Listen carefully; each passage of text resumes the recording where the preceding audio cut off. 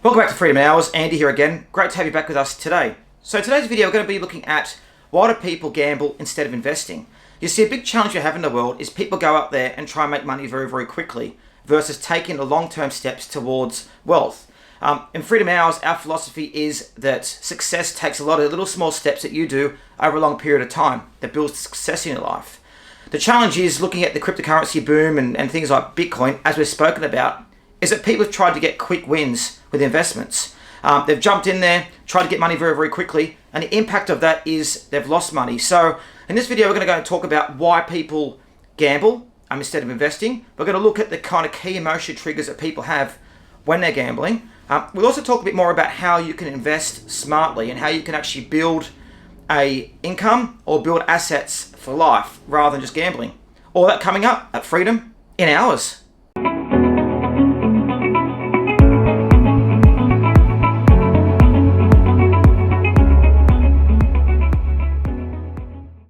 Okay, so why do people gamble rather than invest? You see, gambling gives people a adrenaline rush or a dopamine effect. What happens is they jump on there and they go and search for the next great high from it. So can you imagine sitting there and you have cryptocurrencies, for example. You buy $10,000 worth. Suddenly it jumps up to $11,000. You get this rush, this emotional feeling that things are going to keep on going up. So you jump in there and you buy more. It jumps up again, you get excited.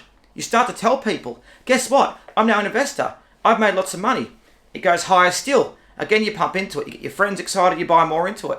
But if you think about what's happening, it's all based on emotion. It's all based on what you are trying to achieve, what you're trying to get.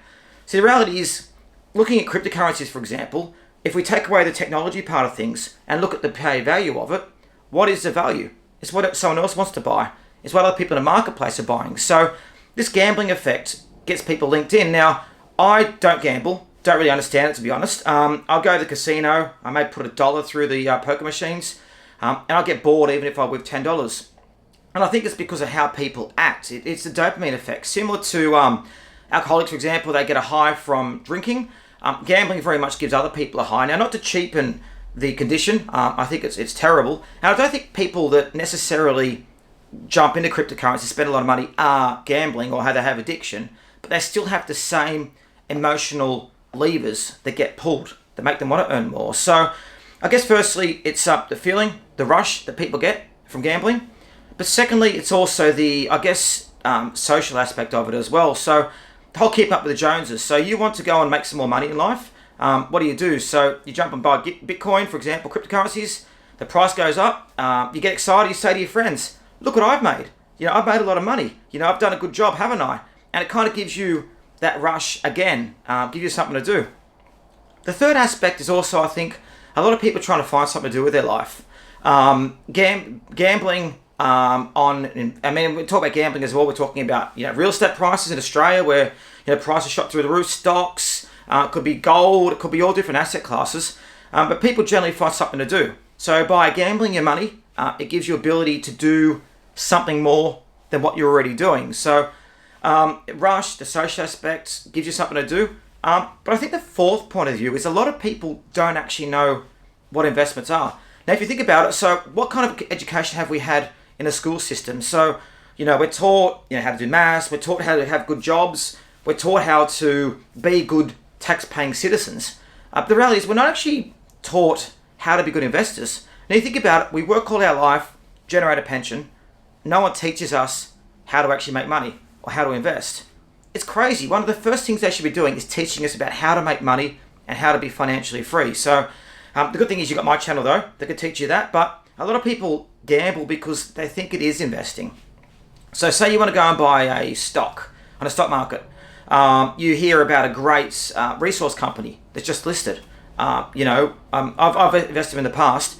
You go and put the money into the resource company. Unless you've done research about what that company actually is, you really are gambling. And the reason being is, what are you buying it based on? You're buying it based on the emotion, the feeling that's going to go up. So what you need to do, and this goes back to the Freedom Hours philosophy, is you always need to think about the investments you're going to have. You need to build a minimum financial level that you can then build up from there. So again, our philosophy is a lot of little things you do each and every day of your life that adds up to financial success. Now, my mentor, John, as we spoke about previously, When I first met him, I was about to buy a mining company. The whole called penny stocks. It was going around 5 cents. I read in the news, I read an article that this company was about to boom. It was exciting. It could go to $1. Much like people are saying Bitcoin now, it could go to $500,000. Anyway, pigs may fly too. But anyway, this company that I looked at, I called John. I only just met him actually. And it was lucky because at dinner I was saying, John, how you going? And John explained he didn't work anymore, had investments, traveled the world, had cars, was given to charity, had all these businesses. And I said, John, I just got one question. This is when I first met him.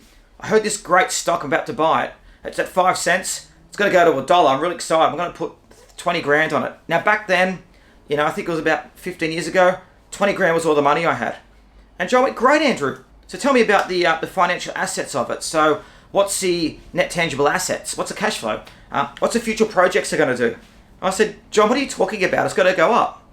He said, Andrew, tell me a bit more about the share. Who are the management team? What are the management team going to do? What's the liquidity? How much debt does the company have? I said, John, what are you've been crazy. What are you talking about? Anyway, John said, give me 5 minutes, Andrew, and I'll have a look for you. So John came back to me in his 5-minute analysis, and he said, actually, the company didn't have enough cash to last more than 2 months. It was likely that the bank was not going to finance the company anymore. The management team had actually had a record of companies that have gone broke, and likely that if my 20 grand went in there, the money would be gone within 6 months. I was stunned. Here to me, I thought I was being an investor, but I was actually gambling. I had no idea what was going on. So John was right. So anyway, I didn't invest in that company. Sure enough, 6 months, the company was gone. It didn't have enough debt to last. And it taught me a lesson. It taught me a lesson that we all need to go and take our time and learn about investments. So how can you learn about investments? Well, we've done a number of videos here. We're going to do a course shortly. But really, it's finding out, number one, what are stocks? How do they work? How do they value them? What things do you need to look at? Is it fundamentals? Is it management? Is it the company's projected earnings? Then look at how it compares to other places in the marketplace. But then again, also look at how stocks, for example, are valued over the long term compared to the past. Now, if you have a look at the stock market now, it's dropped significantly. A lot of people are saying buy in a good time. I think it's a bad time to invest. We're coming into, I believe, a recession. There's been so much money pumped in the economy the last, since the great financial crash, 2008, that it's been tightened with inflation. So I've been looking more to be cash rich at the moment. But then again, I don't want to provide you this advice. I want to give you the tools to provide advice. So anyway, start to watch my videos and have a look. But just make sure that unless you have an education, you're gambling. So when your friend comes to you and says, buy Bitcoin, buy Ethereum, buy the next cryptocurrency, ask them why. Ask them, where did you get this information from? How do you know about this? And if they say it's the next big thing, it's going up, why is it going up? What's it done? Otherwise, they're gambling. And it's so easy to fall into the trap of gambling. So make sure you do your financial education. Realize that people do gamble. It's part of human nature. But you don't want to be gambling on your money. Now, as I said, if you want to put 5% of your portfolio into cryptocurrencies, Bitcoin, for example, that's great. Have a flutter. Go for it. But also, like Australian property market that's gone up, 3 times the last 20 years. It's not a good time to be buying into it. So make sure you do your research, understand the risks, and don't gamble your money. Anyway, make sure you like the video, subscribe to our channel. We really appreciate your support with this. We're really trying to get our message out there to the world that you can have success no matter where you are in life. And so let us know, and also put comments what you think about this video.